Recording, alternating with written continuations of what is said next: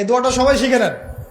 ওই বালক উপরে দোয়া করছে, আল্লাহুম্মা কফিনিহিম বিমা শি'তা, আল্লাহুম্মা কফিনিহিম বিমা শি'তা, আল্লাহুম্মা কফিনিহিম বিমা শি'তা। পাহাড় থরথর করে কাঁপা শুরু করলো এবং ওই সৈন্যবাহিনী পাহাড় থেকে পড়ে গেল।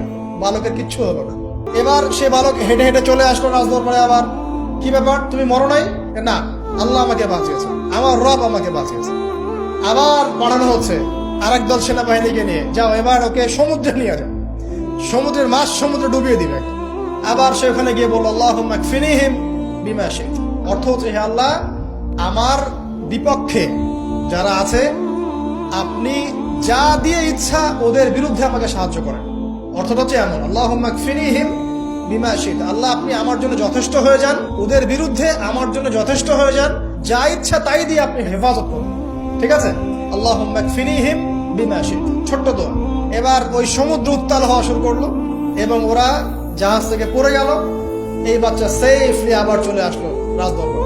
এবার আসার পরে বলছে, শোনেন, আমাকে এভাবে মারতে পারবেন না, আমাকে এইভাবে মারা যাবে না, আমি আপনাদেরকে বলে দিচ্ছি কিভাবে আপনি আমাকে মারতে পারবেন।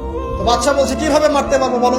তখন সেই বাচ্চাটা বলছে যে আপনি সমস্ত এলাকার মানুষকে এক জায়গায় জড়ো করবেন, মানে পুরো নেশনের যত মানুষ সবাইকে একটা মাঠে নিয়ে আসবেন, মাঠের মাঝখানে একটা গাছ রোপণ করবেন বা একটা কিছু স্তম্ভ নির্মাণ করবেন, সেখানে আমাকে বেঁধে ফেলবেন। বেঁধে ফেলার পরে আমার এই ধনুক থেকে একটা তীর বের করবেন। তীর বের করে আপনি নিজ হাতে এই তীরটাকে নিশানা দিবেন, দিয়ে বলবেন বিসমিল্লাহ, আল্লাহর নামে, বিসমিল্লাহ, আল্লাহর নামে, বিসমিল্লাহি রব্বি হাযাল গোলাম বলে ছুড়বেন।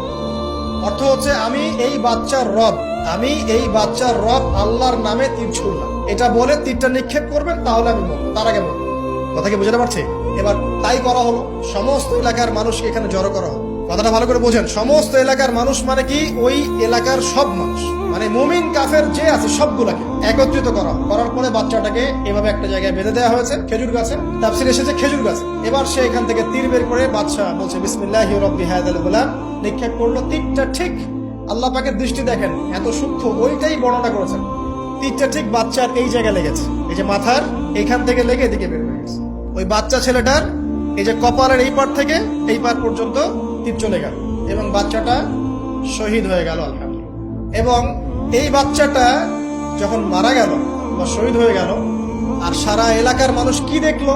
দেখলো যে বাচ্চা তাকে দুইবার চেষ্টা করে মারতে পারে নাই, কিন্তু তার রবের নাম যখন নেওয়া হয়েছে, আল্লাহর নাম নেওয়া হয়েছে, মারতে পেরেছে। দেন পুরো এলাকার সমস্ত মানুষ মুসলিম হয়ে গেল।